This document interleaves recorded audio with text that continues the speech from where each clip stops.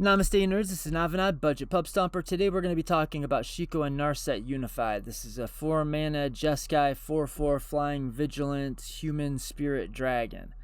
That's what we're stuffing in the command zone. It's got one of these weird keyword, not keyword abilities called Flurry. Whenever you cast your second spell each turn, copy that spell if it targets a permanent or a player, and you may choose new targets for the copy. If you don't copy a spell this way, draw a card. So what that really means is just if you, on every turn, once per turn, when you cast your second spell on that turn, you can copy that spell. No, you will. You can copy that spell. Is it can or will?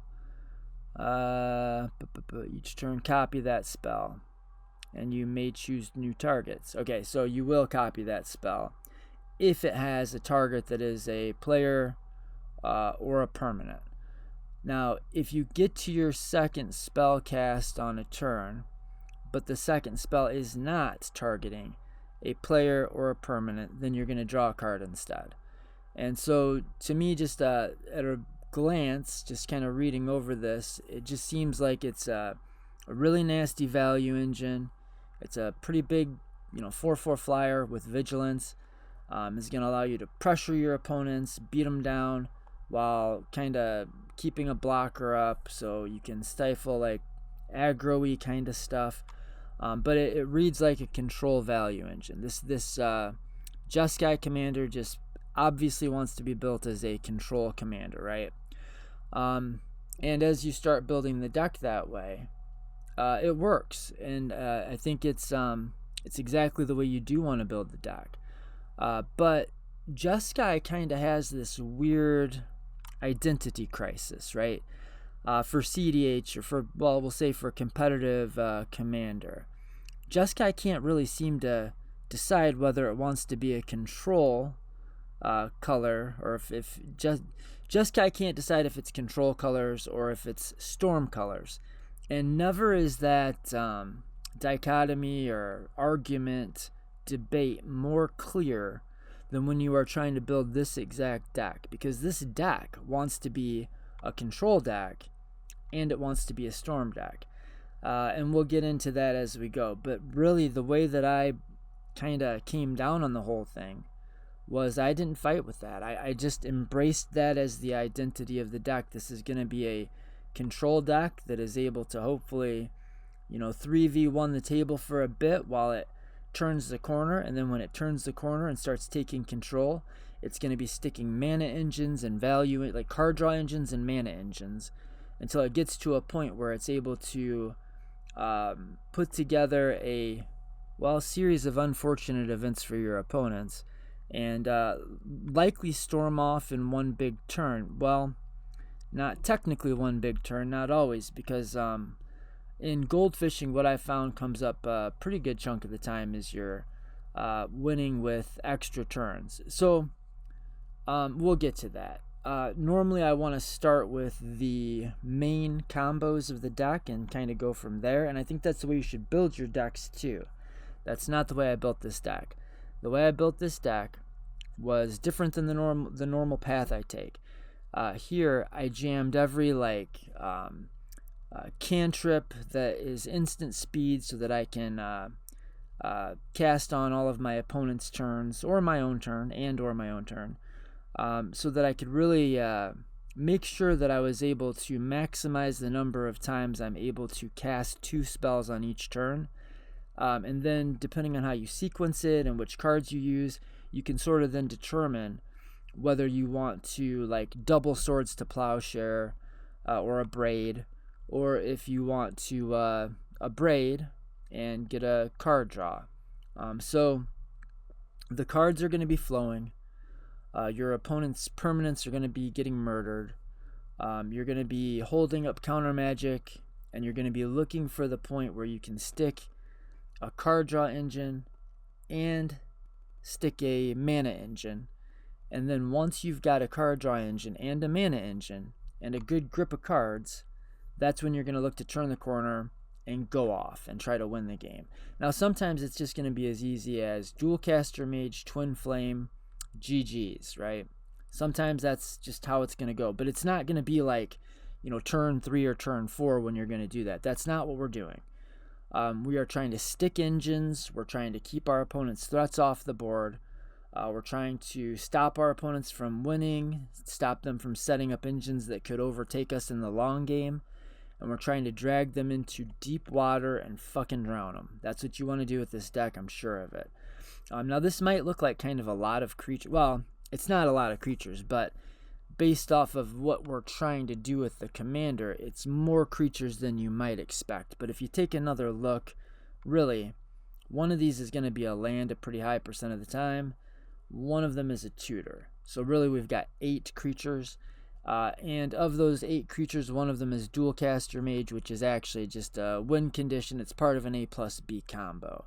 The real creatures in the deck are the Archmage, the Stormkiln, Baral, Veyran is freaking sick here. Wavebreak is sick. This does exactly what you want. I thought this was good. Like, I wasn't sure if I wanted to put the Wavebreak in. I was actually bouncing back and forth between that and not Stormkiln, Runaway Steamkin. Like, that was Wavebreak Hippo was like the last card that I put in the deck. Because this triggers on the first spell that you cast, which often pushes you into the ability to get to that second spell cast, or get to a second spell that actually makes sense to cast. So Wavebreak is in, man. This guy in my book has earned its spot. But we've got Archmage and Stormkiln, so card draw engine, mana engine. We've got Baral and Veyran, and I would say Veyran is just sort of a value engine, but it will often be just draw an extra card. So this is a card draw engine. And Baral is a mana engine, but it also helps you kind of loot through your deck, which can be sort of like a draw engine. The titles here and the definitions get a little bit murky. They get murky at the margins. Wavebreak is not murky. This is a fucking card draw engine. Drift, tutor, Dualcaster Mage, win condition, although you can use this as interaction. Sometimes it is. Goblin Electromancer is just cost reduction, so this is a mana engine. Pinnacle Monk, and hopefully you're able to use the Pinnacle Monk as a Pinnacle Monk in most of the games that you play.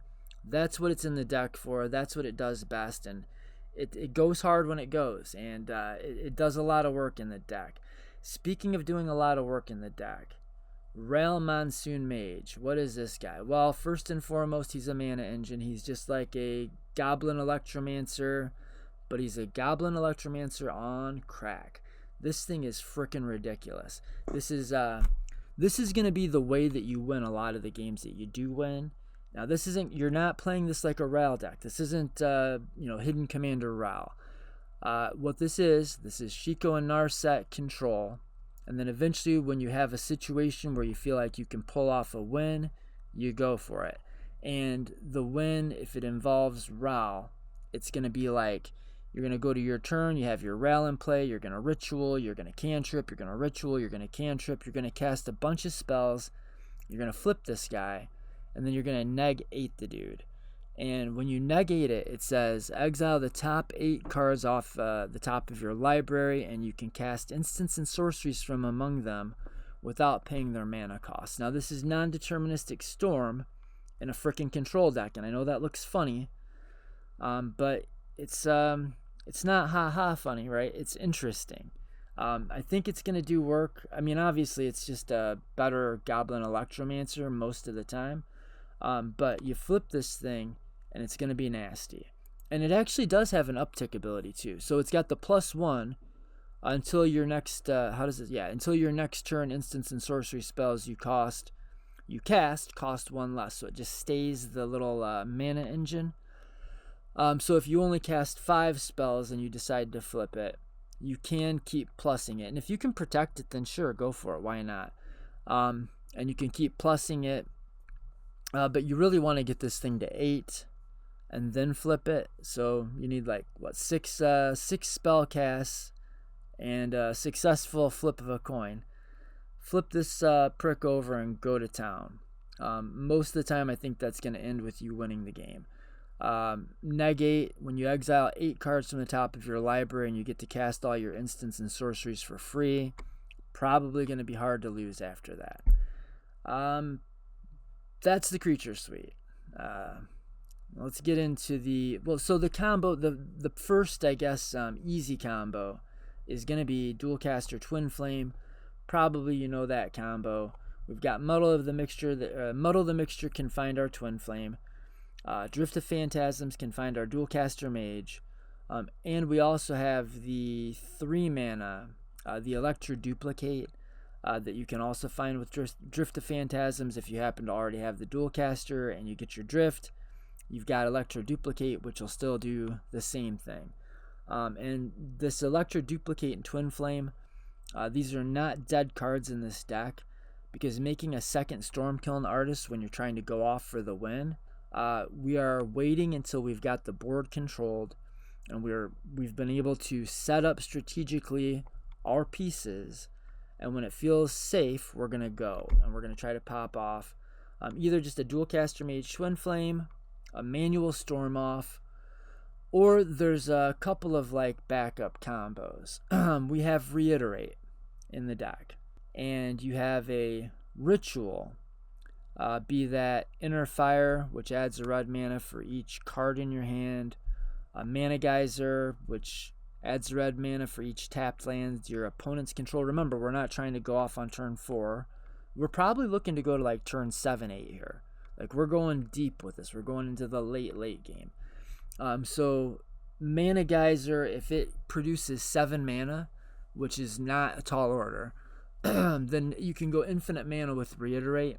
Reiterate is a fork with buyback. It costs 3 for the fork and 3 for the buyback. So if you can make 6 mana off of a Ritual, you can just keep recasting it over and over. If you can get to 7 mana, then you get infinite mana. But remember, for every one of your mana engines, Stormkiln, Baral, Goblin Electromancer, Ral, each one of those that's in play, and that would include if you Twin Flamed one of them, each one of those, the requirement for your Ritual goes down 1 mana per mana engine that you have in play. So Inner Fire only has to produce, 4 mana instead of 7 to go infinite. If you have, say, a Stormkiln and an Electromancer and you Twin Flamed the Stormkiln. Or if you just have a Ral, a Goblin Electromancer, and a Stormkiln. Or a Stormkiln and you copied it twice, whatever. You get the idea. A Stormkiln, an Electromancer, and a Veyran Voice of Duality, which is double procking your Stormkiln Artist. So Inner Fire and Mana Geyser can pretty easily go infinite with Reiterate. And then you've got potential to possibly go infinite with Seething Song. Seething Song is a little bit of a taller ask. It's a bigger ask. You just have to have more things going on to go with it. You've got to have, maybe you've got a Veyran and a Stormkiln and Goblin Electromancer, and you cast the Twin Flame on the Stormkiln or whatever. You've got it making a ton of mana. And then once you're going infinite, even if you're just breaking even if you only get your Mana Geyser or your Inner Fire to make 6 mana, and you don't have any of these cost reducers in play, even at that, if you've got like Archmage Emeritus, you just draw your deck, and then eventually you will find a way to win the game, right? You've got Rituals in the deck, so eventually you'll even find another cost reducer and a Ritual, and you'll get to where you are making infinite mana. When you get to the point where you're making infinite mana, you can win the game with a Lightning Bolt or Ghostfire Slice, primarily. So you've got your Reiterate, you've got your Ritual. Let's just say the very simplest version of the combo. You have Mana Geyser that produces 7 mana. You've got Reiterate. You are going off that way. Each iteration is netting you 1 mana, and you just keep recasting and recasting and recasting. And let me see how we're doing on time here. And later than I thought. Yeah, okay. Time flies when you're having fun. So you're Reiterate mana. Yeah, you're going and going and going. making 1 additional mana on every iteration, and then you, once you have infinite mana, you end with the reiterate in your hand with infinite mana, and then you cast a lightning bolt, and you reiterate the lightning bolt, buy it back. With the lightning bolt still in the stack, you reiterate, buy it back, reiterate, buy it back, reiterate, buy it back, and you murder the table with infinite lightning bolts or Ghostfire Slices. Ghostfire Slice is just the other lightning bolt. This is 3, it costs 3, deals 4 damage at instant speed to any target. Costs 2 less if any opponent controls a multicolored permanent, and almost always they do. Almost always this is going to be better lightning bolt. Once you've gone infinite mana with reiterate, it doesn't matter, of course, if Ghostfire Slice costs 3 or 1. If you have infinite mana, you've got the reiterate, you can just buy back the iterate. You can buy back reiterate over and over, and make copies of Ghostfire Slice while it's still in the stack over and over and over. Burn everybody to death. Now these rituals, Desperate Ritual, Pyretic Ritual, these things are getting expensive. But man, when you're playing all of these cost reducers, they're just so damn good. They're so good in this stack. You're playing the cost reducers anyway, so you probably want to make room for these rituals, especially because your commander actively wants you to cast multiple spells each turn. Desperate Ritual is an instant. So if you Desperate Ritual and then you abrade on somebody else's turn, then you are able to do whatever you might want to do with the extra mana, but you can blow up 2 things with the abrade. So if nothing else, Desperate Ritual can kind of be it can become a copy of abrade. It can become a fork, when you want it to be. But when this thing only costs 1, which is going to be probably most of the time when you're playing the deck, honestly, I think a lot of the time Seething Song is going to cost 1 when you're playing the deck. You have to play these cards. Even though they've gotten crazy expensive, Desperate Ritual is not bad, $1.75. But Pyretic Ritual, $5. Seething Song, $5. But yeah, I think they just are slam dunks in this deck, at least if you're going to build it the way I'm building it. And I think this is a good way to build it. So if we're going to be doing this kind of stormy control, doesn't that sound funny? But that's kind of Jeskai. That's kind of what it does, right? Like Blue Farm is sort of a stormy control deck, right? And that's what we're doing. But if you're going to be doing that and you're playing on a budget, so you're playing like 9 basic islands, then you might as well play a High Tide package, right? So I've got High Tide in the deck. We've got Snap and Frantic Search, and probably we'd play Frantic Search in the deck anyway, whether we were playing the High Tide or not. So we've got Snap and High Tide, Frantic Search. You've got kind of your classic High Tide Stormy things you can do. But even if you just have like 3 islands in play, High Tide is a crazy ritual. Even if you only have 2 islands in play, or really if you have 1 island in play and you're able to cast the High Tide off of some other land, that's like fine, right? That's Rite of Flame. It's fine. So the ceiling is crazy, and the floor is not so bad.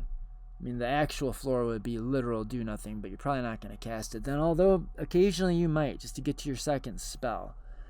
We've got a bunch of spells in here that I normally don't put in decks, but if you copy them, they're pretty badass. Like Runaway Together. If this is our second spell on one of our opponent's turns, this is almost like a little mini Psych Rift, right? If you've got your commander in play, and you cast you go to one of your opponent's turns and you cast a offer you can't refuse. Well, Consider. You cast a Consider. There's your first spell. And then you want to go from the Consider into the Runaway Together. You're going to bounce 4 different creatures just for this what'll probably usually be 1 mana for the Runaway Together, but just even at the base rate of 2 mana, choose 4 target creatures.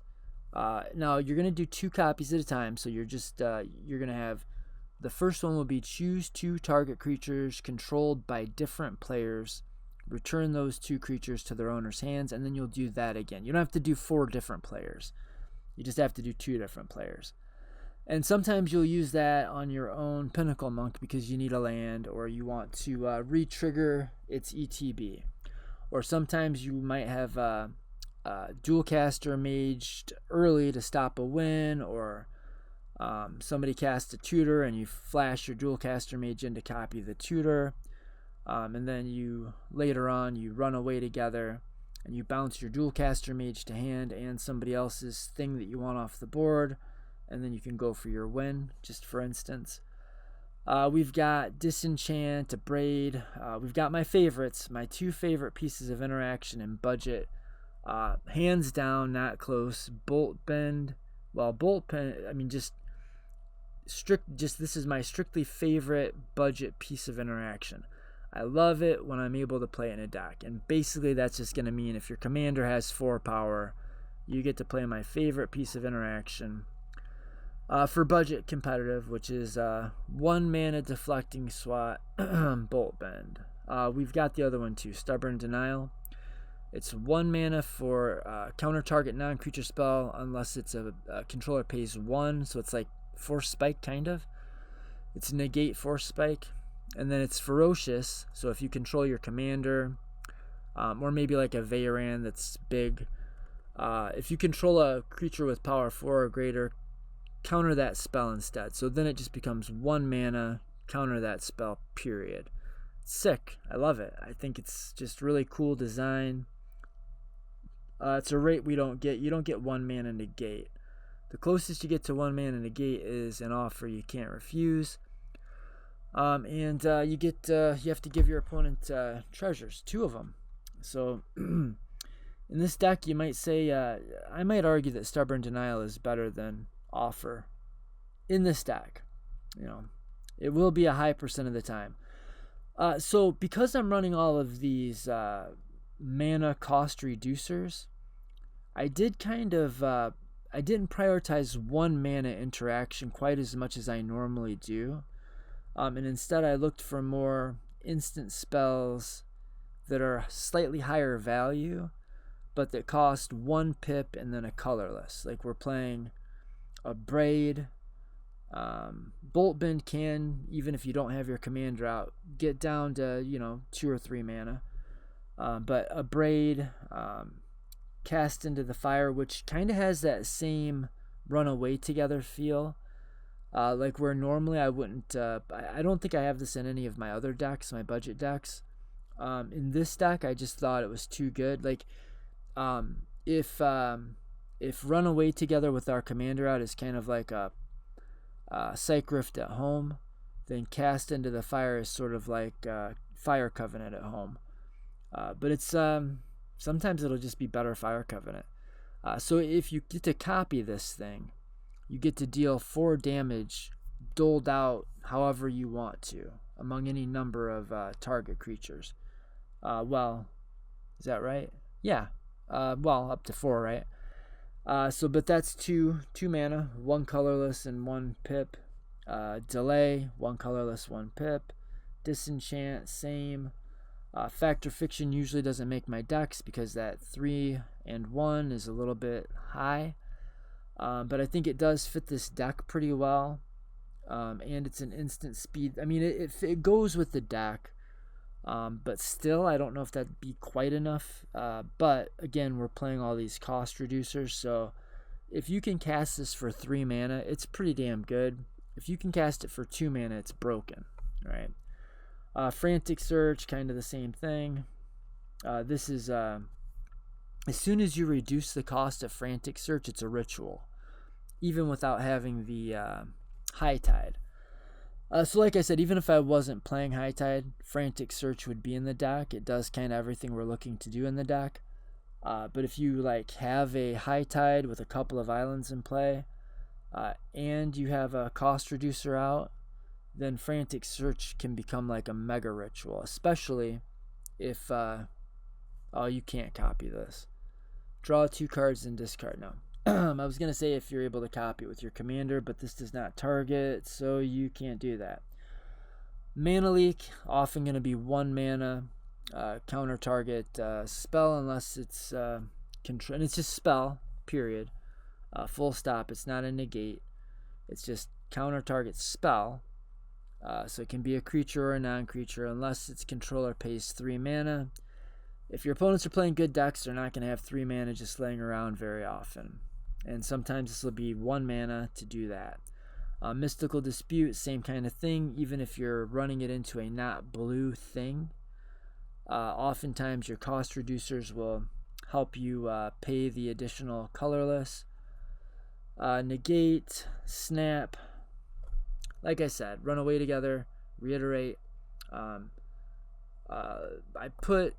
didn't not play Swords to Plowshares, Path to Exile, OG Counterspell just because they are only 1 mana, but I did play a higher chunk of 2 mana interaction than I would normally put in a deck for all the reasons we already discussed.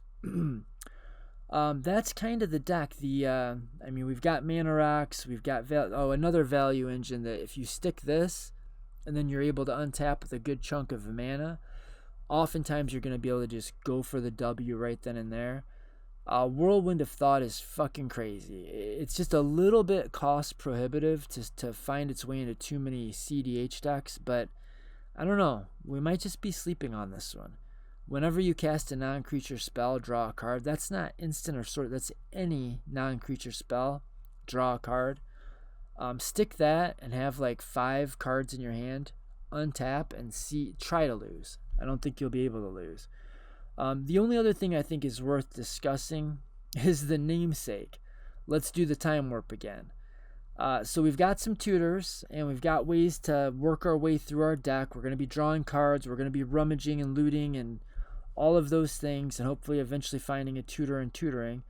But the second we are able to go, even if it's just our turn, and we cast a ritual or a Strike It Rich into a Time Warp, and we copy the Time Warp, that's going to be pretty tough to lose that game. Like taking 3 turns in a row, that's busted. Now this is $12, but man, I felt like it had to be in the deck. This is the best one. It targets, which you have to use one that targets in order to copy it with your commander. And it doesn't exile itself, so we're able to put the land in. Mystic, what is it called? Mystic Sanctuary. So sometimes we'll get real lucky and we'll be able to hit it with the Mystic Sanctuary and Time Warp again and again. Copy it again, copy it again. Sometimes we'll have our Pinnacle Monk and we'll cast our Pinnacle Monk and we'll pick up our Time Warp. So the coolest thing is it targets, and then the second coolest thing is it doesn't exile itself. And there's not very many Time Warps that target so that you can copy it with your commander and don't exile themselves so that you can recur it with the other cards in your deck. Like Time Warp and then Pinnacle Monk and then Twin Flame on top of your Pinnacle Monk, and each time you're doing this you're actually going to be making a second copy of every Time Warp. Haven't got that to happen in Goldfishing yet, but it will. And I mean, it's not far-fetched. This isn't magic.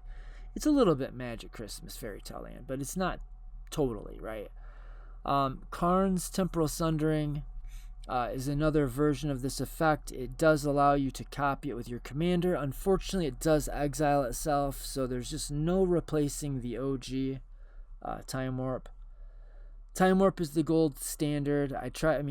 Capture of whatever is usually, Capture of Xing Zhao, whatever, is usually considered a functional reprint, but it's not, because you can't get it with your Pinnacle Monk. You can't get it with your any of your things that recur from the graveyard. So that's the deck, guys. It's going to be a control deck, and it's going to be a control deck, and you're going to stick value engines, and you're going to draw cards, and you're going to make mana, and you're going to copy your removal spells and copy your cantrips, and you're going to use your cantrips to decide which. You're going to use your instant speed cantrips to allow you to determine which spells you want to proc your commander with? Do you want to abrade something twice or 2 things? Or do you want to Prismari command twice? That does target, by the way. Do I want 2 Path to Exiles, or do I want 2 Runaways together, right? Yeah, let's do we have time to do hands? No, kind of. Let's take a look at some hands. Let's take a look at a hand. We'll do a couple. Playtest. Sure, whatever. So this is a 7. We have all of our things, but we don't have white mana, so we're gonna have to take.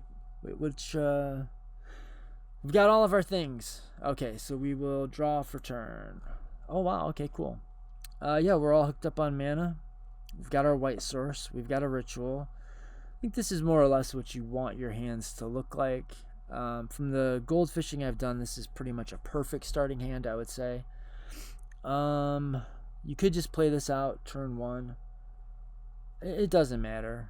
You could, I guess, do this to make it look like you're holding up something, maybe.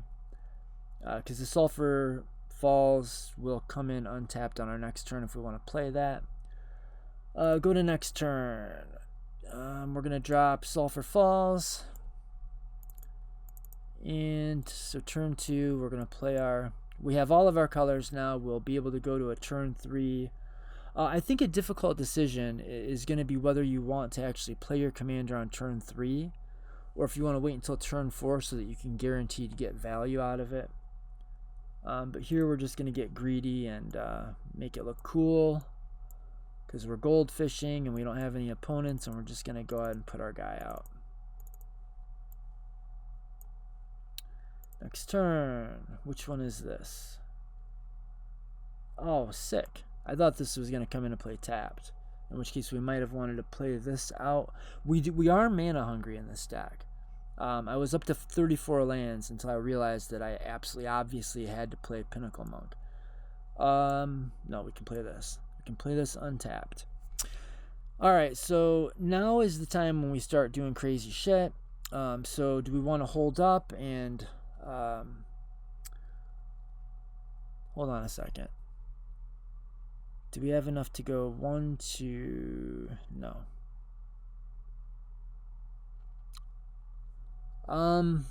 So do we want to... We could go Ral and Rock. We could just start fucking time warping. How does this read exactly? Whenever you cast your second spell, it just has to be a second spell. So we can go like this. We can go... Does Ral get us there? 1, 2, 3. No, not quite. We have to do the ritual. No, yeah. We've got it. Okay, so we go 1, 2, so we cast our ritual. So that's 1, 2, 3. Oh, we easily have it. Well, if this doesn't make sense. If this is getting us more than enough, then how come Ral doesn't do it? Ral costs 2, reduces by 1. This costs 2 and adds 3. Because I'm bad at math and being ridiculous. Okay. So we cast our ritual. Man, I don't know. If we waited till next turn, we'd go the fuck off. Like, we'd go off. We'd like Merry Christmas go off.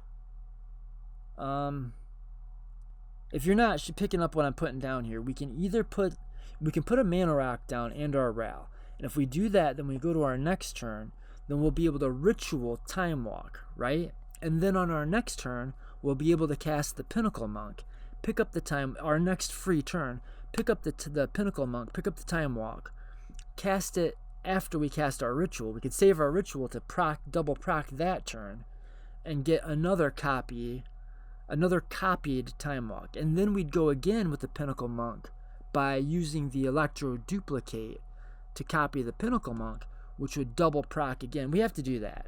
So we're just going to go like this. We're going to go a little bit slower. We're going to cast our Ral. And maybe we don't even need to cast the rock. Can we cast the rock and hold up double blue? Yeah, if we don't tap like morons, we can. Okay. So we'll go like this. like this. Then we'll go like this, like this. There we go. And now we can hold up 2 blue mana. This is only turn 4. We can bash into somebody with our commander. And we hold up our counter spell. Unlikely that that's, I mean, probably if there's a win attempt on turn 4, there's a win attempt, and we'll be able to stop it or help stop it. And then we'll be able to go totally apeshit on our next go. Out of all the goldfishes, this is the sickest one I've seen so far. See, we should have just went, because we would have got there anyway. We would have drawn into the Seething Song and had all of the same things happen. We could have done this on turn 4. This is going to be fucked up, guys. Okay, so here's what we're going to do. We are going to use our 1 mana to cast our Pyretic Ritual. That's going to be the first spell that we cast. Now, our Time Walk only costs 4 mana. We've got 3 floating. Oh, we need blue. Okay. So whatever. We'll use one of the floating like that and like that, because we need double blue. We'll cast Time Warp as our second spell for this turn. We will choose to copy it. So now we have 2 extra turns. We still have a mana floating. With that mana floating, we'll go to our next turn, I think. We'll just go to our next.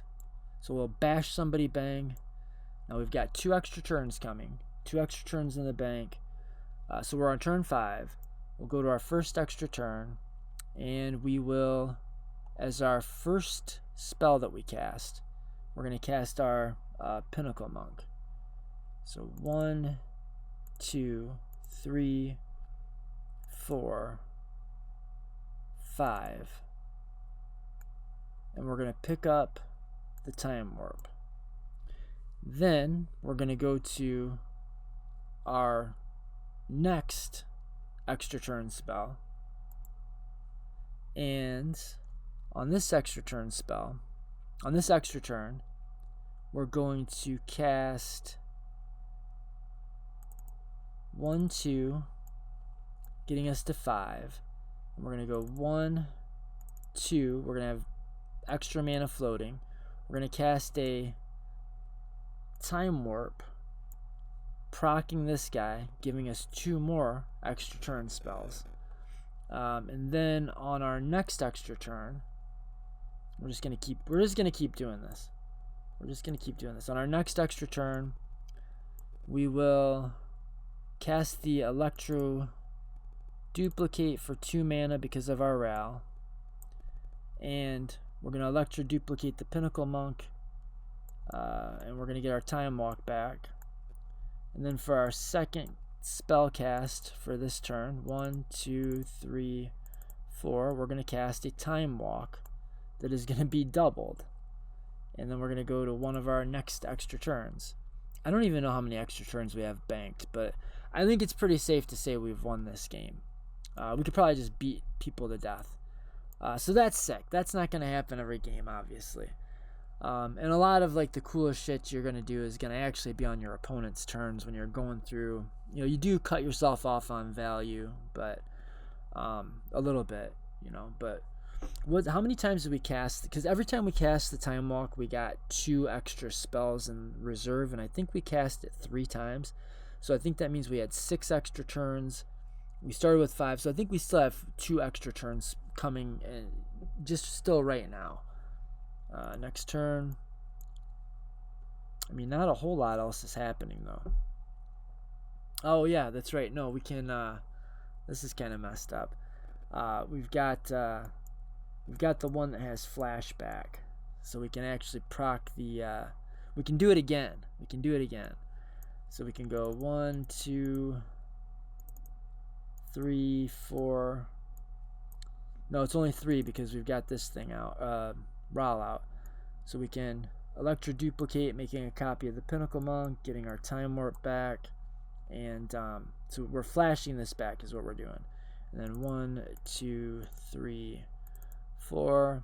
Cast that as our second spell. It gets copied again. So we've got 2 more extra turns in the bank. I don't know how many times we can just do this. And we may just be beating... We probably have beat one person to death or close to it. Yeah. And we're sculpting a hand of... like a perfect hand of interaction where no one's going to be able to do anything. Maybe we take out the biggest threat. And we also have other things we can be hitting people with. And then we get our past in flames and we fucking do it all again. Alright.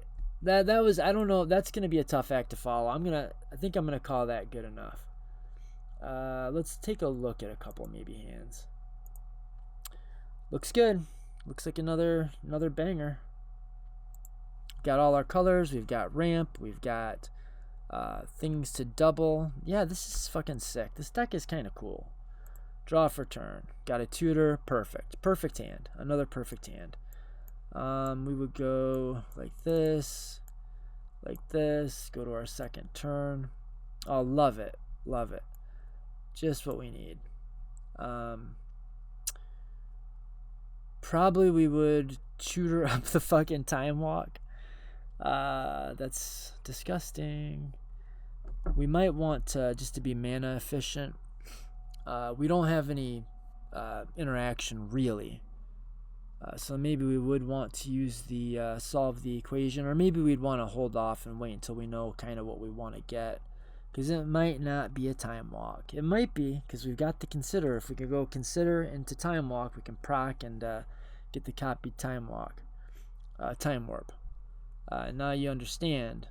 Let's do the time warp again as the deck name. So let's not tutor yet. We'll wait and see what we need. Mana Geyser probably does change things a bit. Turn 3, play our guy. Turn 4, hope we didn't lose the game. We've got all our colors, so we don't really need to play this out. And then we would go to our opponent's next turn. So we go to our opponent's turn, and we can be like, consider, and so actually we could decide what order we want to do this in. If there are 4 creatures in play, then we can consider first, and then after we consider, we can cast the run away together and clear the board, like psych rift the board out. If there's not a bunch of creatures, maybe there's only 2 creatures, we can do it in the opposite order, or 2 important creatures. We can run away together, bounce those 2, and then consider. Let's just say we did that. Then we cast our consider. So the consider will be the thing that procs our commander, so we're going to get a card draw off of it. So we'll draw the card first, I think. And then we consider. And yeah, that'll work. Dual caster. Go to our next turn. Play out our land. 1, 2, 3, 4, 5, 6, 7. So even without the... so depending on how the mana situation... Like if our opponents all have a bunch of lands tapped right now, it could actually be the case that we want to cast the Mana Geyser and use the mana from the Mana Geyser to do the Dual Caster Mage and the Twin Flame. If you're confused by where I'm getting this Twin Flame, it's because I have a solve the equation. So we could go solve for Twin Flame.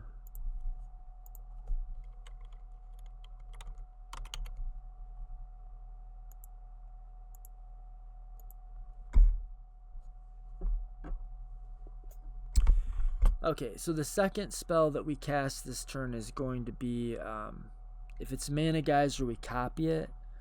It's a fuck ton of mana. I don't know what we're going to do with it all.